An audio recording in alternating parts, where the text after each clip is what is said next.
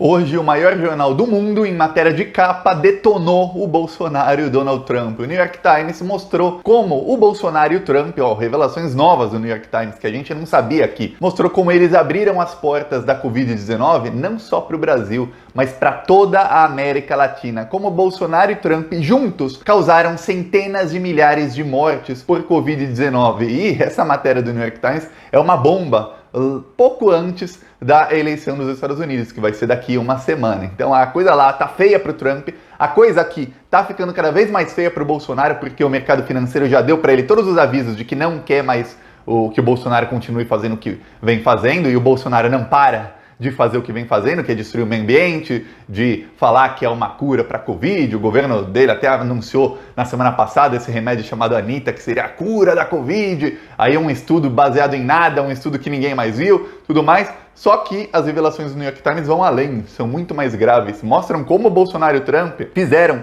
com que a Organização Pan-Americana de Saúde, que é conhecida como um braço da Organização Mundial de Saúde, mas é mais antiga do que ela e tem uma verba muito maior para os países que ela atende do que a Organização Mundial de Saúde, como essa organização foi esvaziada pelo Bolsonaro e pelo Trump poucos meses antes da Covid-19. Tudo isso por ideologia. Mas antes, um segundinho, você quer ver a casa cair para o Jair Bolsonaro, para esse bandido aqui atrás? Um segundinho, se inscreve no canal. E além da gente fazer oposição aqui contra o Bolsonaro no YouTube, nas redes sociais, também fazemos oposição nas ruas. Olha só o nosso carro de som ontem em Nilópolis, olha só que legal.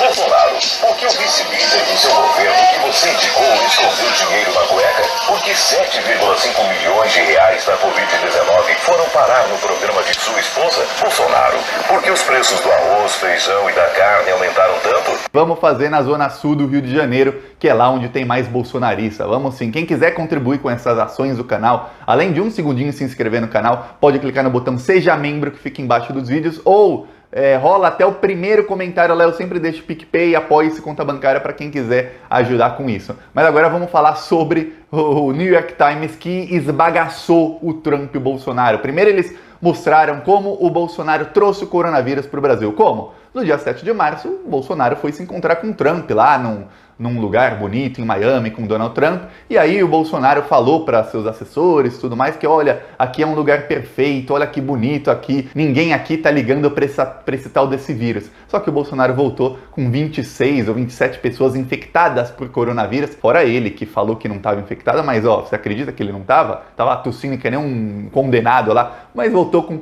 27 infectados por coronavírus. E o maior epicentro da pandemia, logo no comecinho, quando era a hora de barrar a pandemia para evitar tantas mortes, o maior epicentro era no Palácio do Planalto, era no entorno do Jair Bolsonaro, e aí Brasília virou o centro da pandemia no Brasil. Aí, logo que o Bolsonaro ganhou a eleição, ele falou, eu vou expulsar os cubanos daqui do Brasil. E aí Cuba falou, tá bom, não precisa expulsar, a gente tira os médicos daqui. E Cuba tirou 8 mil médicos do Brasil, 8 mil cubanos saíram do Brasil e voltaram para Cuba. Só que logo que o Bolsonaro assumiu, o que acontece? O Bolsonaro e o governo Donald Trump, que são muito amigos, começaram a bater em Cuba. Eles queriam acabar com o programa de Cuba que leva médicos para o mundo inteiro. Eu estou falando, o Bolsonaro é genocida. O que eles querem é matar o maior número de pessoas possíveis e imaginárias. Eu não sei porquê, mas eles são genocidas. Aí eles começaram a fazer o quê? A bater na Organização Pan-Americana de Saúde. A Organização Pan-Americana de Saúde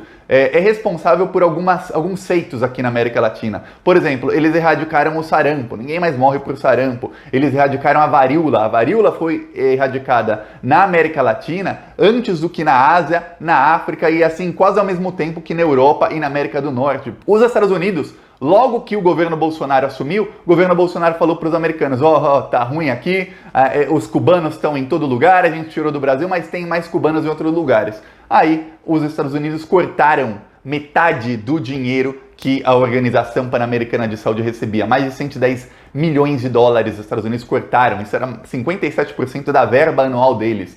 o Donald Trump cortou. Aí o Brasil também cortou mais 24 milhões de dólares, quer dizer, eles perderam quase 70% da verba deles para ajudar na saúde dos países da América Latina, inclusive do Brasil, eles perderam. A Organização Pan-Americana de Saúde ficou completamente desidratada, mas para piorar, o que aconteceu? Partidários do Donald Trump começaram a fazer uma investigação contra essa organização por usar os médicos cubanos como escravos. O que eles estavam falando? É o mesmo que o Bolsonaro falava que os médicos cubanos, a gente paga, não lembro quanto era, 10 mil por mês para Cuba, e Cuba só paga 4 mil, 5 mil para os médicos cubanos e embolsa o resto do dinheiro. Isso é escravidão dos tempos modernos, blá blá. Tem uma coisa, um adendo que eu quero fazer aqui para todo mundo. Eu tenho amigos cubanos e em Cuba a cultura é diferente. Aqui no Brasil, eu vou dar um exemplo. O sujeito pode chegar, se formar um cara de classe média alta, o cara rico, ele pode chegar, fazer faculdade de medicina numa universidade pública, paga com meu dinheiro, com o seu dinheiro, e aí o nosso dinheiro educa esse cara, que era um Zé Ninguém, a virar um Zé Ninguém de classe média alta ou rico, mas um Zé Ninguém, a virar um doutor. E aí, esse cara que virou um doutor com meu dinheiro e com o seu dinheiro, o que ele traz de volta para a sociedade?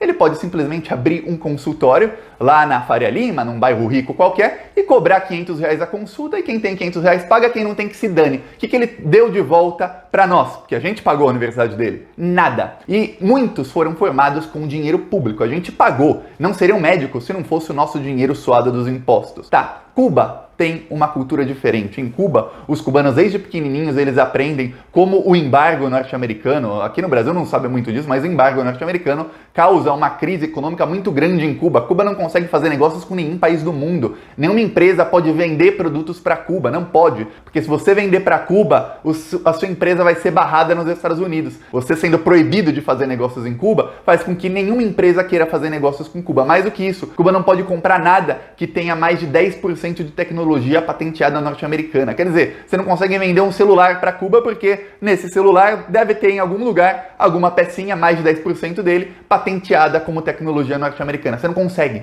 Entra em Cuba? Entra. Cuba dá um jeito, os cubanos dão um jeito de sobreviver e de fazer com que lá todo mundo tem celular, como aqui no Brasil. Os cubanos aprendem isso, e aí eles aprendem o quê? Pô, o governo, mesmo com todas essas dificuldades, o nosso governo socialista te dá educação de primeiro mundo, é a melhor educação de toda a América, não da América Latina, de toda a América, contando Estados Unidos e Canadá. Então, quando você se forma com dinheiro do Estado, você dá de volta pro Estado. Quer dizer, você culturalmente, você fala, pô, eu me formei, eu lembro que eu falava para uma amiga exatamente isso, mas os caras ganham. Isso foi em 2015, 2016, fala, mas os caras ganham menos. Por que Cuba pega o resto do dinheiro? Ele fala, porque Cuba precisa formar mais médicos. A única maneira é o quê? É as pessoas que se formaram e são médicos graças ao governo cubano que é tão pobre e pagou a universidade deles todos, eles, parte do salário deles, eles devolvem para Cuba. E 99% deles fazem de bom grado, sabendo que estão fazendo um bem para o próprio país, porque se eles não fizerem isso, Cuba não vai formar mais médicos. Aí eles sabem que os filhos deles, os netos deles, não terão saúde e educação de primeiro mundo. É o seguinte, a gente vai derrubar a extrema-direita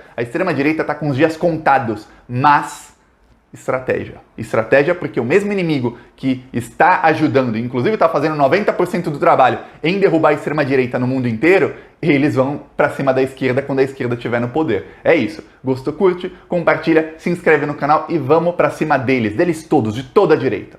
Falou!